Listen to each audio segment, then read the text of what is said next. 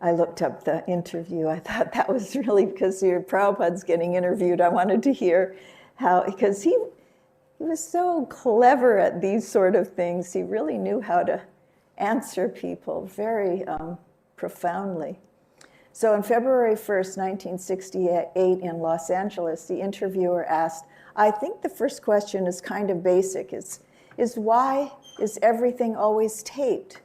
At Alva, Prabhupada said, because we have got many branches, they want to hear me, my singing, my speech. Therefore, they record it and send it to the different branches. We've got 13, 14 branches, one in New York, one in San Francisco, one in Los Angeles, Buffalo, Boston, Montreal, Vancouver, London, Hamburg. We have got so many branches. Interviewer, what is the basic beliefs of Krishna religion? Prabhupada said, Krishna means God. So God, this word does not explain nomenclature of God. Now this Krishna is Sanskrit word and it conveys the full meaning of God. Krishna means all attractive. All attractive means he is full of all opulences. In this world we are attracted by one who is very rich. We are attracted by one who is very famous. We are attracted by one who is very highly educated, and we are attracted by someone who is very beautiful. Similarly, these features of attraction, when all these attractions are reposed in one place without any rivalry, he is God. That is the conception of God. So Krishna means all these six opulences in fullness together. That is the full definition of God. The interviewer asked, what effect to the followers does chanting give? I heard from one that it transports them to a utopian type situation. I wonder if you would elaborate on that a little more. Prabhupada, what situation? Interviewer, utopian-like, where there is no harm, all is good. And Prabhupada said, yes, now our process is chanting. It is very innocent. You sit down and you chant with us. You have no loss, no harm, but there is great gain. You see, by chanting, you gradually cleanse your heart and you can realize what is God. That is the greatest gain. Human life is meant for knowing God. That is the greatest gain. Human life is for knowing God. The animals, they cannot know. Although the bodily demands of the animal and the human being are the same, the animals, they sleep, man also sleeps. Animal, they eat, man also eats. The animal, they're also afraid of some enemy. Man is also afraid of some enemy. The animals, they mate with the opposite sex, and men also do that. But what is the special significance of man? He can understand about God, but the animal cannot. Therefore, if a man does not take to this understanding, he is no better than an animal. A man who has no God conscious or Krishna consciousness is no better than animal, because he has no other business than the four principles of bodily demands. Understand about God, and as such, in every human society, there is some sort of religious principle. This religious principle means to understand God. Either you take it, Christianity or Judaism or Hinduism, every religion is trying to understand God according to their capacity.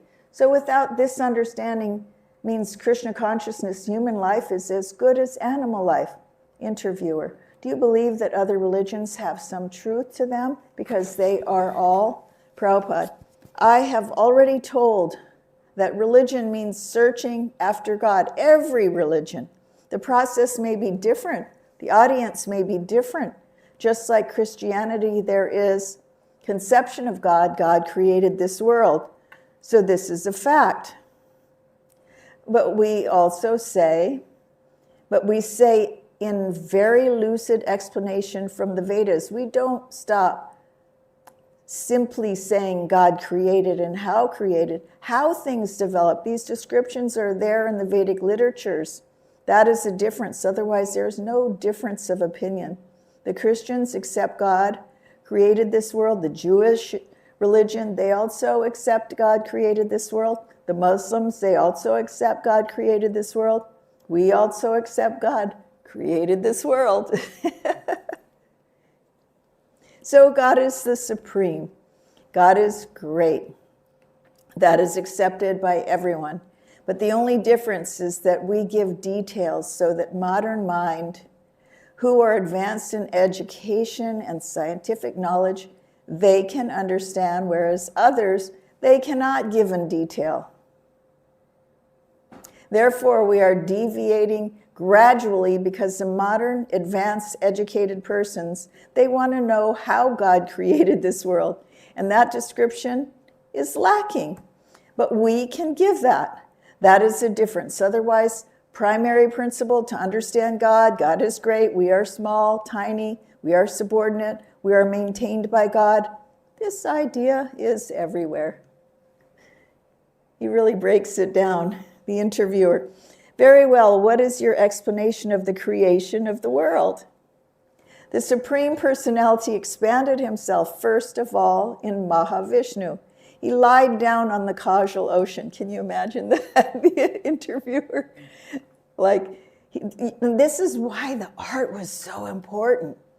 This is why he started the art department, because you can visualize and put it on paper. Prabhupada was very, very careful. He instructed the artists very carefully.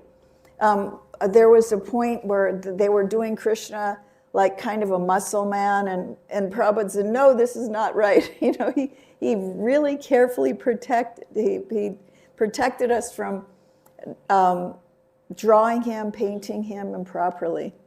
And he even gave proportions. He said that the humans are 8 body heads tall, but demigods in Krishna, they're not 8 heads, they're 6. The head is much bigger. So he gave proportions. He said, do like this, draw like this. Bigger heads, but they're more intelligent. So this is why we needed these pictures, because when you see that picture, even my son, when he was a little boy, he tried to walk into Krishna book pictures. He was literally trying to walk into the picture because it was so attractive. So Prabhupada, he actually created a renaissance, an artistic renaissance of spiritual artwork. Hare Krishna. Okay, so now he's explaining to her, well, he was in a sleeping mood. From his breathing, innumerable universes came into existence. Then each and every universe, Mahavishnu entered. Then again he lied down there. And from him, the first creature, Brahma, was generated. Then Brahma generated the other planets. First, there was creation of sound. From sound, the sky came into existence. From sky, air came into existence. From air, fire came into existence. From fire, water came into existence. And from water, this land developed. In this way, there are very detailed descriptions in Srimad Bhagavatam. So we have to take it like that. Interviewer. Were you born in this country? Or were you born in Prabhupada? No, I was born in India, Calcutta. My birthplace is Calcutta. Interviewer. When did you come to this country? Prabhupada said, I came here in September 1965. Interviewer. Did you come with the purpose of spreading Krishna consciousness? Prabhupada. Yes, I am an ordained minister for preaching these missionary activities. So I came here in September 1965. Then for 1 year, I was traveling in many parts of your country.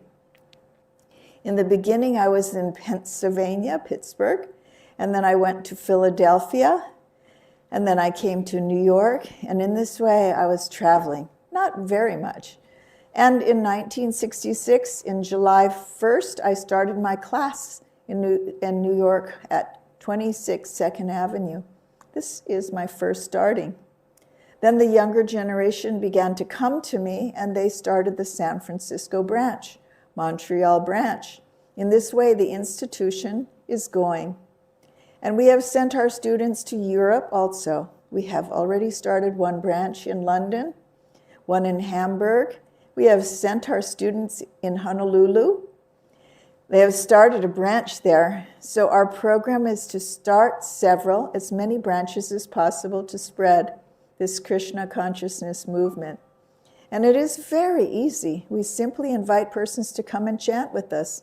It doesn't matter what he is, what is his language, what is his religion. We don't take into account all these things.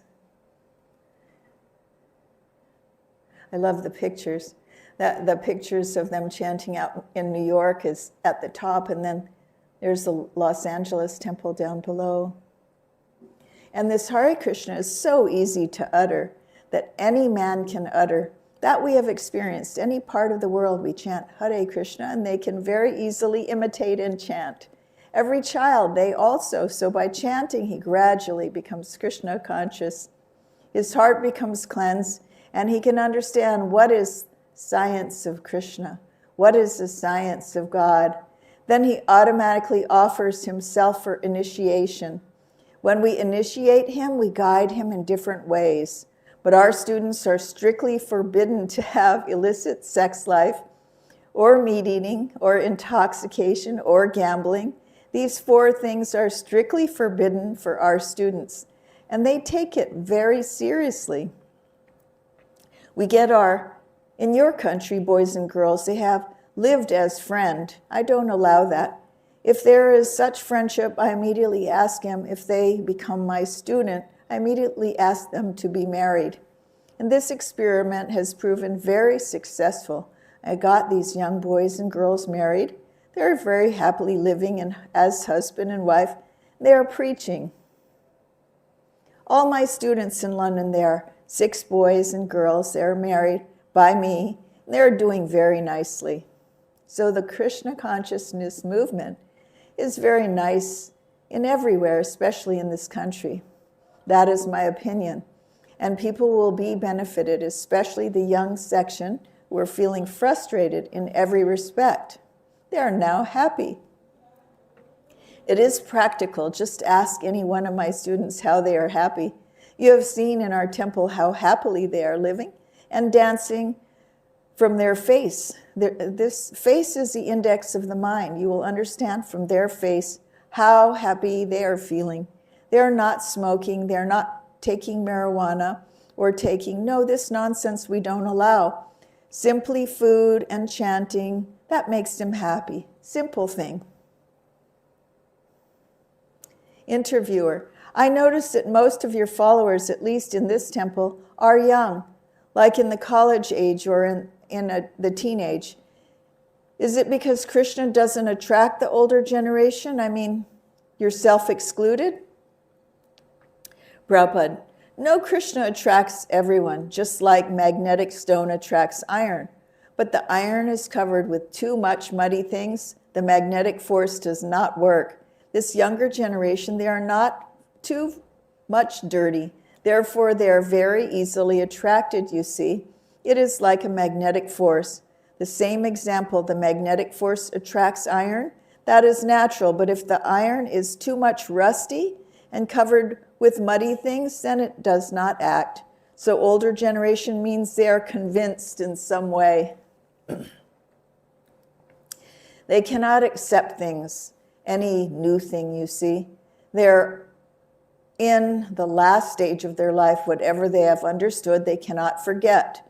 But younger generation, they have got capacity to take new things, just like no old man goes to school because they're unable to receive education. But younger generation, they go.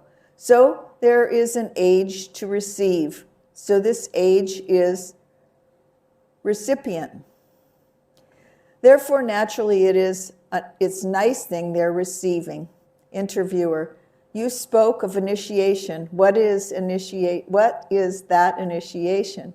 Prabhupada. Initiation means formally acceptance of the line of activities in Krishna consciousness. Before that, before initiation, we invite everyone to come and sit down with us, chant, dance, take prasadam, hear philosophy. And if he understands, oh, this is very nice, then he offers himself to be initiated. Then we accept. Then we impose this restriction that you want to be initiated. We get hundreds of letters by everyone who has attended our classes. Daily we are getting some married couples or boys and girls, and most of them are younger. My students are within 30s. The oldest student I have got at present moment is 28 years. No, Kirtananda is about 30 years old. That's all. And of course, I do not get any older people. That is nice, hopeful, because young section, if they take it very seriously, then I have hopes that they will preach in future, even in my absence. And older people, if a man becomes too much accustomed to a certain limited habits, in old age it is very difficult to give up unless one is extraordinarily intelligent. Interviewer, what is the purpose of the robes and having your head shaven? Prabhupada, that is not very difficult to understand. Just like you dress in a certain way, I dress in a certain way. So we've got this dressing system in our Krishna consciousness movement. This is taken from Vedic literature. A brahmachari should dress like that, and that is very economical. Our dress is saffron dress. It does not become dirty very quickly, and this dress is not very important, but when one is initiated, he accepts the regulations which I give them. So it is not that if you do not come in that dress in our temple, you will not understand our philosophy. That is not. We don't mean that. But it is convenient. But anyone who does not want to change this dress, that does not matter. I've had so many experiences myself, like I'll be in the marketplace wearing a sari, and someone will just come up to me and talk to me about Krishna consciousness, only because I'm wearing a sari. We've made some really nice devotees that way, where people just come and talk to you, only because you're wearing the dress of a devotee, wearing tilak and sari. So we don't mean that. But it is convenient. But everyone who does not want to change this dress, that does not matter. We don't insist. These brahmacharis, they voluntarily change. Otherwise, there are many students, just like we have got 2, 3 students, they're working. They just come like ordinary American gentlemen. So there is no objection in that way. Dressing is not a very important thing. Interviewer, do you have a name that you call? Are they called students? Like, would he be called a student or a devotee? Says brahmachari, Prabhupada. Brahmachari, we have got 4 divisions. Those who are not married, they are called brahmacharis. And those who are married, they are called grihastas. For those who are retired, they are called vanaprast. And those who are renounced, they have got no connection with anything worldly, they are called sannyas. Just like a sannyasi means, I have got my family, I have got my wife, children, grandchildren in India, but I have no connection with them. I live alone.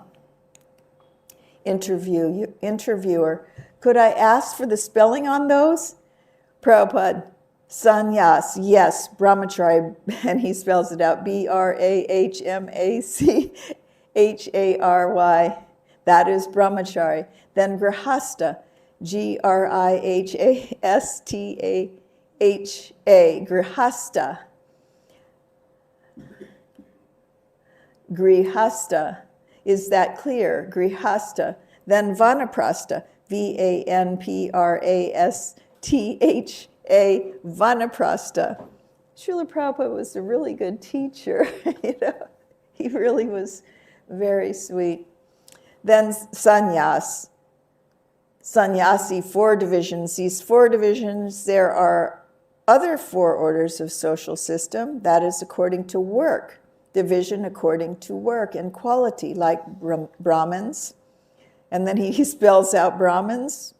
Brahmins means the most intelligent class of the society. The Kshatriyas, and he spells out Kshatriyas. Kshatriyas mean persons who are interested in politics, in the management of the country, political affairs. They are called Kshatriyas. Similarly, there are Vaishyas, and he spells out Vaishyas. Vaishyas mean mercantile, productive class, those who are engaged in producing grains or trade, milk, or in industry. Of course, industry artisans, they are called artisans, Sudras. Anyway, any person engaged in producing for the needs of society, they are called Vaishyas. And the worker class is called Sudra. So according to the Vedic system, there are 8 divisions. Unless a human society is divided into these 8 divisions in terms of material and spiritual progress of life, that is not accepted as human society. Hey, Haribol. Haribol. Daiva Shakti's here, Hare Krishna. Interviewer, have they encountered any problems in, like, out on the Hollywood Boulevard, people, police action or telling them to move? Or Prabhupada, yes, only that depends on the whims of the police. Sometimes they say you are blocking our roads. Sometimes you are doing nice. So that depends on their temperament. Interviewer, how about the crowd, from the crowd? Prabhupada, crowd, of course, whenever there is crowd, it is natural. Police do not like it. So we don't create crowd. But generally people, out of inquisitiveness, they gather together and they see how they are chanting. They are sympathetic. They contribute. They purchase our books and literature, and the people, the public is sympathetic. The police are also sympathetic. They don't object when we go at night, but during busy hours, they object. So one of our students was arrested by the police. So he was taken to the court, and I gave them $315 for what is called bail. But he was not convicted. He was immediately liberated, and now our money was returned. So it is not a problem. Prabhupada really didn't, he was so practical about it. And we in fact, I just found some papers recently in my file. There in Hawaii, we all were arrested for being in the street, and we had to go to court. And so there's an injunction that shows that we can go on street Sankirtan, and I had that in my files. So I just took pictures of it and sent it to the devotees, because we set legal precedents that were never ever set before. This Krishna conscious movement, Prabhupada had us. We were Sankirtan warriors, and we went out there, and even if we were in a little bit of difficulty and got arrested, we didn't mind, because we knew that Krishna would take care of us. When I was running the temple last time at the turn of the century, we had one fellow he was an artist, and he would do these caricatures, and he would always give out literature. And whatever Lakshmi they gave him, he gave everything to the temple. And our lawyer was like, he should have a permit. And I said, no, he's giving everything to Krishna. You wait and see. We'll fight this. They'll have to pay it. And certainly, sure enough, the government paid for our lawyer because we won. And this is how it works. It's Krishna magic. And Prabhupada knew it. It's not difficult because we had First Amendment rights. And this movement was really started on religious freedom. Very beautiful. Interviewer, were there any followers before you came to this country? Prabhupada, no, in this country of this Krishna consciousness movement, there was none. It was the first time I have introduced, but in India it is very, very old, since the advent of Krishna, and at least since last 5,000 years. So Krishna is very popular in India. In every home, Krishna is worshipped, and there are many millions of temples of Krishna in India and followers also. Followers means almost all Hindus are followers of Krishna.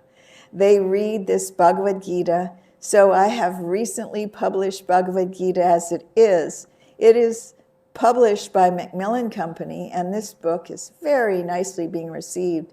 It is being reviewed by several papers. I've got many other books.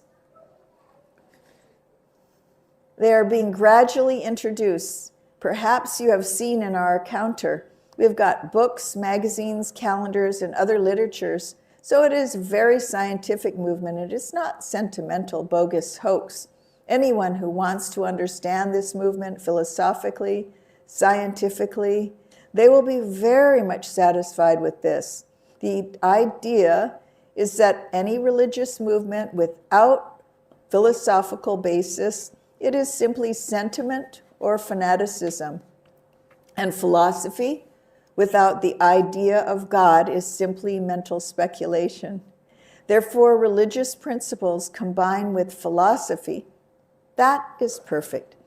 So the younger section become attracted to this movement because they are giving some religious principles based on philosophy. Interviewer: about how many followers would you say there are in the United States? Prabhupada: initiated members, there are about 100 or a little more, but sympathizers, admirers, there are many. Those who come, those who contribute, take sympathy, they help, and in that way, there are many followers, but actually initiated members, there are a little more than 100. And he had so many centers already. Wow. Interviewer: there is the significance of right after the chanting, everyone bow, or what is the significance of right after the chanting, everyone bows? That I don't understand. What are they doing? Prabhupada: yes, that is offering respect. The whole our Krishna consciousness movement is to ask people to surrender to God. They have rebelled against God. Somebody says there is no God. Somebody says that I am God. These nonsense things are to be eradicated from human society, so they should be trained to submit. So the submission is symbolized by bowing down. Yes, you are great. I am humble. This should be taught. Otherwise, whimsically, somebody is thinking that I am God. They do not know what is God. It is the most foolish proposal if someone claims that he is God. He is dog. We very much hate this proposal when man claims that he is God. It is most blasphemous. That was a big thing, that you're one with God or you're becoming God. Interviewer: you've only been here for about 4 years, but have there been dropouts out of the movement of the 100 that were initiated? Prabhupada: they're doing nicely. They're making progress. They're understanding the philosophy. They're working for it. Now I am the only man who came from India, and still I am one. There are many Indians, but I have no Indian follower here. Of course, in India we have got, that's a different thing. But all these American boys, they are cooperating with me. That means they are taking this movement very seriously. We have got 2 great papers, magazines already back to Godhead. One is published in New York, and the other is published from Montreal in the French language. Montreal, it is published in the French language, and they're very well received. Recently, I received one letter from my disciple, Janardhan. He is Janus Domberg's M.A. He is the editor of that paper. He is a very good scholar in French language, and his wife is also a good scholar, Muna. She is also a very good scholar in the French language. So they are publishing, and the magazine is well received from the French-speaking people there. And we have contemplation to publish the same magazine in German language, also from Germany. Interviewer: I was talking to one the other day, and he said the name was Tamal. Prabhupada: Tamal, yes, Tamal Krishna. Interviewer: Tamal, and he was from Manhattan. Now, I assume when you join, do you assume a name? Do you change your name? Prabhupada: yes, when one is initiated, I give him a name, which means remembrance of Krishna. Interviewer: it is necessary to know of the Indian language. Is it necessary to know of the Indian language when you join? Because I noticed that when you're, Prabhupada: this is not Indian name, this is Sanskrit name. Interviewer: what is, it's what? Prabhupada: Sanskrit. Sanskrit is a language which is the mother of all languages. Sanskrit, Sanskrit, Sanskrit language. So this is, he's making sure she got it right for the article, spelling out the hard words so that it was, he really, you just see Prabhupada's precision. So this is the original language of this, not only of this planet. In other planets also this language is spoken. So the names are in Sanskrit. They do not belong to any community or any section. It is universal. We have no information, just like this word Krishna. It is universally known, all attractive. The exact English translation is all attractive. So there cannot be any proper nomenclature for God than this, all attractive. Unless God is all attractive, how can he be God?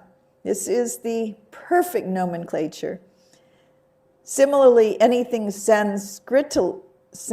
wow, that's a long, Prabhupada coins words, Sanskritally named, that is all perfect. Yes, like what was it? It was red tapeism. Like the last time, he literally said red tapeism. Now I'm using it, red tapeism, when he was going in for his visa process. So he Sanskritally named that is all perfect. Yes, interviewer. I think that's all the questions I had. I can't think of any more. Let me think. End of interview. In May, a few months after leaving Los Angeles, Prabhupada had paid a visit to his ISKCON center in Boston. There also he found a few disciples based in a small storefront, and he lectured at many of the local universities, including Harvard and MIT. At MIT, addressing a gathering of students and faculty, he had challenged, in this university, is there a department to teach scientifically the difference between a living body and a dead body? The most fundamental science, the science of the living soul, was not being taught. After Boston, Srila Prabhupada had come to Montreal, and after 3 months in Montreal, Prabhupada flew to Seattle, where he stayed for 1 month. Then he briefly visited Santa Fe, New Mexico, where the ISKCON Center was, a tiny, isolated storefront. Prabhupada's reason for traveling from center to center were to train and convince each disciple and to speak with newcomers. Many young people came to hear, but Srila Prabhupada found the majority already ruined by illicit sex and drugs. They were rich men's sons, but they had become hippies wandering the streets. By Krishna's grace, now some of them were being saved. Not perfect at the Swami way of drinking. Even while recuperating in India, Prabhupada had always thought of returning to America to continue this movement. The Indians had seemed interested only in sense gratification, like that of the Americans. But many American youths, disillusioned from their father's wealth, were not going to the skyscrapers or to the father's businesses As Prabhupada had seen from his stay in New York City and San Francisco, thousands of youth were seeking an alternative to materialism. Frustrated, they were ripe for spiritual knowledge. The devotees, still neophytes, knew nothing of spiritual life, and in most cases, very little of material life. And because they were sincerely taking to Krishna consciousness, Prabhupada was confident that their shortcomings would not prevent their spiritual progress. Although naturally beautiful, these Western youths were now dirty and morose. Their beauty had become covered, but the chanting of Hare Krishna was reviving them. Prabhupada used to say he's done magic. He turned hippies into happies. But the chanting of Hare Krishna was reviving them. Prabhupada said, just as the monsoon revives the land of Vrindavan, making it fresh and verdant, and as the Vrindavan peacocks sometimes dance jubilantly, so the devotees, having shed their material bonds, were now ecstatically dancing and chanting the holy names. When a reporter asked Prabhupada if his disciples were hippies, Prabhupada replied, no, we are not hippies, we are happies. More than being a visiting lecturer or a formal guide, Srila Prabhupada was the spiritual father of his disciples. They accepted him as their real father, and he found them devoted and affectionate, far more than his own family had been. These young boys and girls, the flower of your country, Prabhupada called them, had received the blessings of Lord Chaitanya and were delivering that blessing to their countrymen. Prabhupada said it was up to his American disciples to save their country. He was giving them the method, but they would have to implement it. Srila Prabhupada loved his disciples, and they loved him. Out of love, he was giving them the greatest treasure, and out of love, they were following his instructions. And this was the essence of spiritual life. On the basis of this love, the Krishna consciousness movement would grow. Not surprisingly, some disciples had fallen away from their former materialistic way of living, but Prabhupada sought those sincere souls he sought those sincere souls who would stay. That was the important thing, he said. One moon is more valuable than many stars. So even a few sincere workers would accomplish wonderful things. The sincere and intelligent would stay, and Lord Chaitanya Mahaprabhu would empower them to carry out his desires for distributing love of Krishna. In this way, the devotees' lives would become perfect.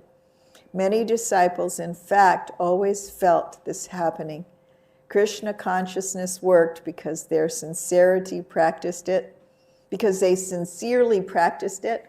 because Srila Prabhupada carefully and patiently tended the growing plants of transcendental loving service he had planted in their hearts.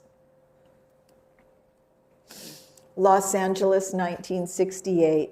Srila Prabhupada I'm sorry about that. Returned to find the devotees living and worshiping in an exciting location on Hollywood Boulevard. A large Sankirtan party organized by his disciple, Tamal Krishna, would chant Hare Krishna in the streets all day and sell Back to Godhead magazines in larger quantities than ever before. As many as 200 magazines a day, with a collection of over $100. Yeah, we weren't doing books yet. We were just selling magazines and chanting Hare Krishna. Yes, so therefore, even many of us, we would come back with about $100. Then one day, shortly after Prabhupada's arrival, the landlord evicted the devotees from their place on Hollywood Boulevard. With no temple, the devotees moved to scattered locations throughout the city.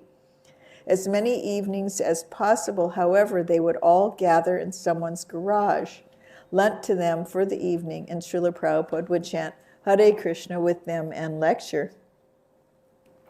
Then Prabhupada rented a former Christian church on La Cienega Boulevard. He introduced a more regulated deity worship and an increased Sunday love feast. Each week would bring a new, specially planned festival with a big feast and hundreds of guests. These new programs in Los Angeles encouraged Prabhupada, and he wanted to see them introduced in ISKCON centers throughout the world. Srila Prabhupada was planning to go to England, but first he wanted to visit his farm project in West Virginia. And he had been promising the devotees in San Francisco he would attend their Rath Yatra festival in July. This traveling to establish and expand his ISKCON was alone enough to keep him busy, yet he was also meditating on his work of translating and commenting on the Vedic literatures. In LA during December, Srila Prabhupada had begun the Nectar of Devotion, a summary study of Rupa Goswami's Bhakti Rasamrita Sindhu. The Nectar of Devotion would be the handbook for his disciples, elaborately explaining the science and practice of Bhakti Yoga. Simultaneous with the Nectar of Devotion, he had also begun Krishna, the Supreme Personality of Godhead, a summary study of Srimad Bhagavatam's 10th canto. Visiting the temple only on Sundays, he spent most of his time in his small rented house on the outskirts of Beverly Hills, where he worked intensely on his two major literary projects.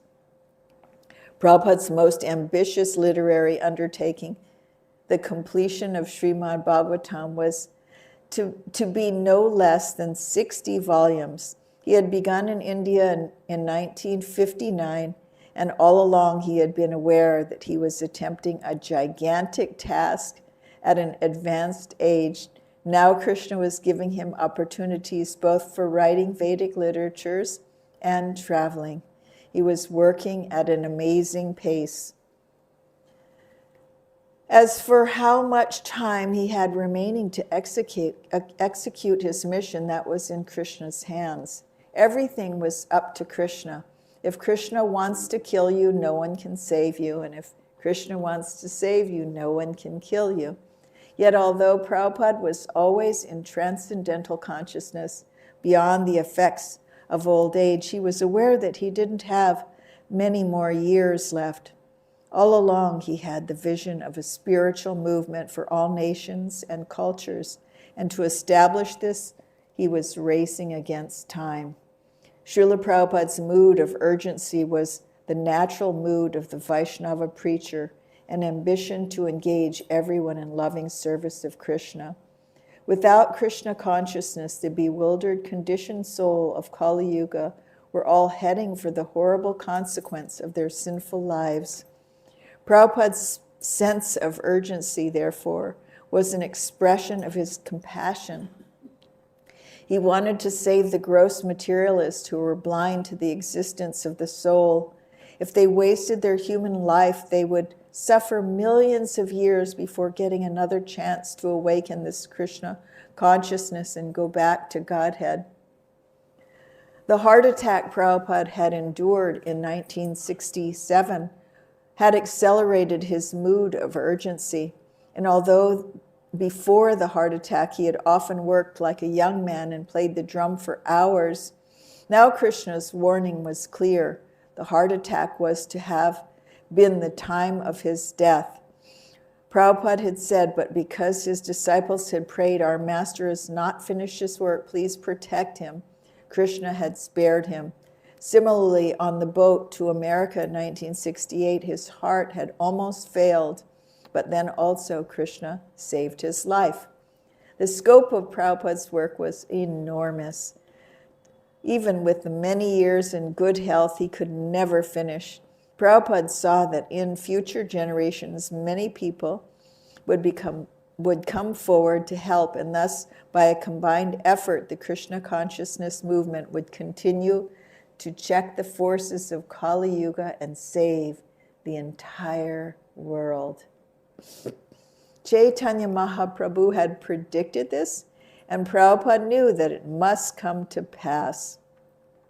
But the task of erecting the framework for this universal effort rested on Prabhupada alone. But he worked tirelessly, knowing that unless he established a complete foundation, the entire mission might later collapse. Beginning with Prabhupada's first success in New York City in 1966, Krishna had shown unlimited opportunities for spreading Krishna consciousness. But how much time was there? Only Krishna would say, and it was up to him. Prabhupada remained ever mindful of the vast scope of his mission and the ever-narrowing span of time he had in which to complete it. I am an old man, he often said to his disciples. I could pass away at any moment. Srila Prabhupada would receive several letters a week from the devotees in London. It was now December 1968. The devotees had been in London for 4 months, and still they had no temple, nor even a place where they could live and worship together. Mostly they were visiting Hindu families, holding kirtan and sharing prasad. Prabhupada had encouraged this, but after hearing a few reports, he decided the program was stagnant. The devotees should not expect much from the Hindus, he said. They have become hodgepodge due to the many years of subjugation by foreigners and have lost their own culture. I am concerned to preach this gospel amongst the Europeans and Americans. The devotees were jolted, but they knew Prabhupada was right. Determined to change their tactics, they immediately began lecturing in colleges and universities and chanting in the streets. They were preaching to the British, and it felt right. When they wrote to Prabhupada that although they had accomplished little, they were planting seeds, Prabhupada replied, regarding your analogy to sowing Krishna-conscious seeds, I may inform you that there is a Bengali proverb, Sabur mayora phale. This means that fruits like chestnuts and pomegranates or similar other valuable fruits and nuts take some time to be fructified. So any good things that come in our possession after hard struggle and endeavor. So Krishna consciousness is the greatest of all good fruits. We must therefore have necessary endurance and enthusiasm to get results. We shall never be disappointed when things are presented in reversed order. Anyway, your honest labor is now coming to be fructified. Always depend upon Krishna and go on working with enthusiasm and patience and conviction. Through the spring and summer of 1969, Prabhupada continued touring his American ISKCON centers. From Los Angeles, he had sent Gaur-Sundar and Govindadasi, a young married couple, to Hawaii on their invitation that he come during the mango season. He joined them, but when he got there in March, he found that it was not mango season, that his disciples had accomplished little, that they had taken jobs and were working full-time just to support themselves. They had a little tiny place out in Ha'ula, but it was up on a hill. We do pilgrimage to that spot. And Prabhupada went to visit them there. They were doing programs, but they were more out at the North Shore. They weren't in town. New York City, April 9th, 1969. Prabhupada traveled to New York City, the birthplace of Krishna Conscious Society, where his movement had been growing for nearly 3 years. Although the center was established and his books were being distributed, he still had to visit to strengthen the devotees. His presence gave them determination and courage. For 7 months he had carried on without his personal touch, but his visits, when he would sit in his room and reciprocate warmly with them, were vital. Nothing would equal these intimate meetings. Many devotees, new and old, crowded into Prabhupada's apartment at 26 2nd Avenue. There was one reporter from the Honolulu Advertiser. Prabhupada said he was putting questions to me, but then he wrote an article. The Swami is a small man, but he is delivering a great message. That is true, I am small, but the message, that is not small. Hare Krishna, Krishna Krishna, Hare Hare, Hare Ram, Ram Ram, Hare Hare. Jai Srila Prabhupada, Jai Srila Prabhupada. He has an epic universal earth, for the entire earth planet. This Hare Krishna Maha Mantra is traveling all around the earth. Someone is chanting Hare Krishna somewhere 24 hours a day. Here, 24 hours a day. It's so wonderful. Akanda, unbroken. Hare Krishna. Thank you very much. Haribol. Krishna, Hare Krishna, Krishna Krishna, Hare Hare, Hare Rama, Hare Rama, Rama Rama, Hare Hare, Hare Krishna.